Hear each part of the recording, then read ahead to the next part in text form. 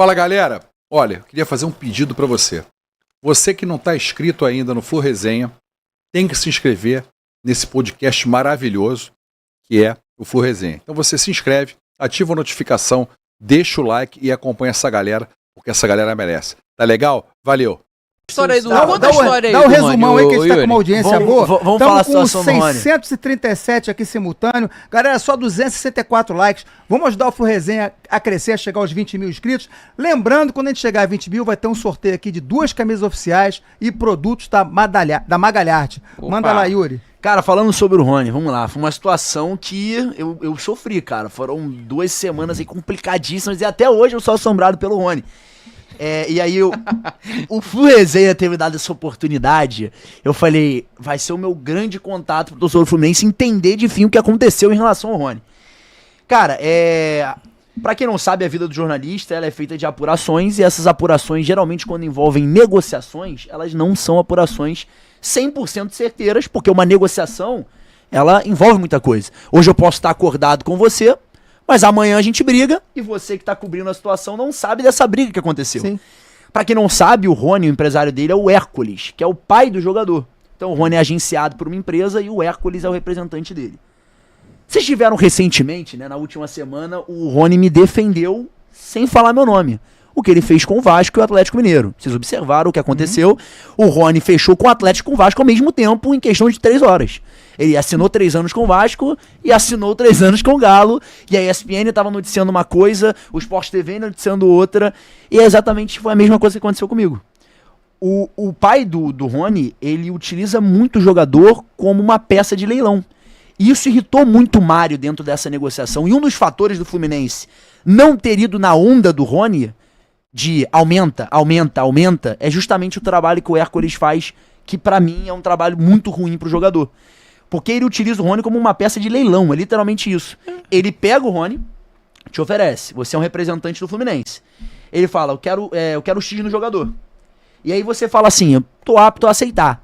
Eu chamo o Yuri, que é repórter, e falo, Rony no Fluminense, muito próximo. E aí você noticia isso. Só que eu vou lá em Minas e ofereço o Rony pro Atlético. E chego em um repórter que cobre o Atlético e fala assim, Rony muito próximo do Atlético.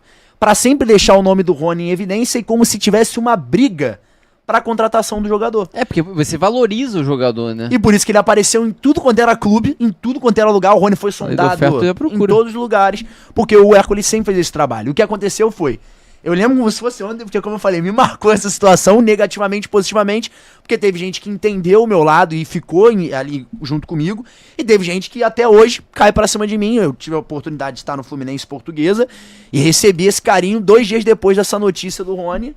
A galera lá no Luso Brasileiro era o cara do Rony, e ficou marcado por isso, por um erro que teoricamente eu peço até desculpa pro torcedor do Fluminense, mas que não envolve muito a mim. Eu trabalho com a informação. Chegou pra mim de uma fonte muito confiável, que é propriamente o representante do cara.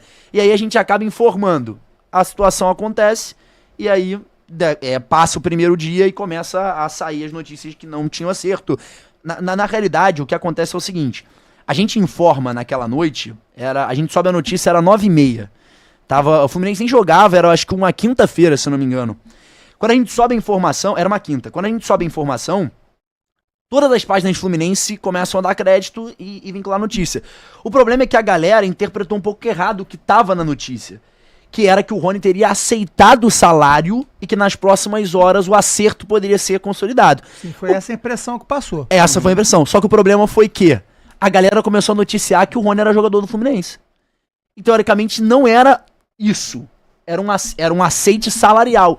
E que aconteceu? O Rony entendeu que aquilo ali poderia ser um teto a chegar. Ele tinha interesse. O problema é que o Hércules leiloou o Rony a todo momento. A verdade é, o Rony gosta do Rio de Janeiro. O Rony queria vir pro Fluminense, até mesmo queria vir pro Vasco, entanto que esse acerto do Vasco, que teoricamente aconteceu nas últimas horas, é por conta do Rony. Só que o Hércules já tinha um trato com a Leila e com o Atlético Mineiro. Tanto que ela fala. Exatamente. Ou o Rony vai pro Galo, ou o Rony fica no Palmeiras.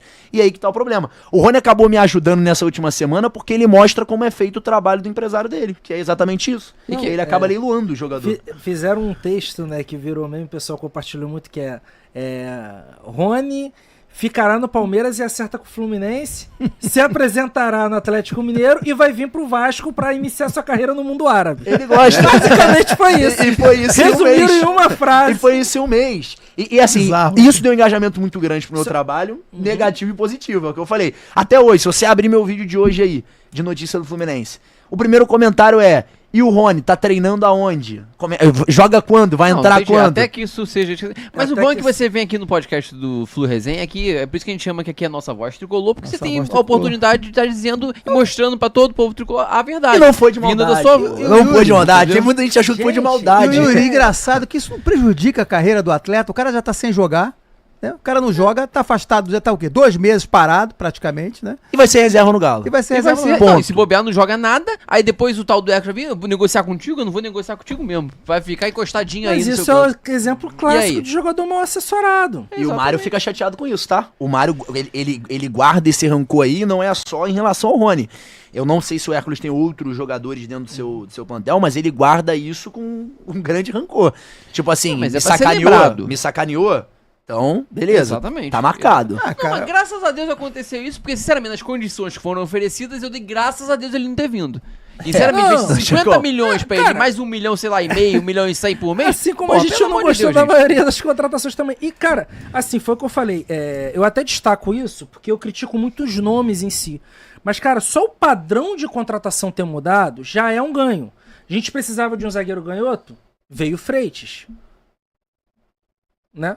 sim. Ok. Sim. A gente precisava de um zagueiro canhoto. Preenchemos a lacuna. Agora o Freitas tem que desenvolver. Entendeu? A gente precisava de alguém ali pra ser sombra do Keno, disputar vaga com o Keno. Veio o Canobi, veio o Lavega, que tá sendo pouco falado. Bom jogador. Porque ainda Não, porque ótima ainda- aposta. Porque Ótima teoricamente ele não chegou, né? Das contratações que vieram, que eu com certeza traria, era o Lavega e o... Mas é um outro ponta. E o... É um outro ponta. Não, mas é aí que tá.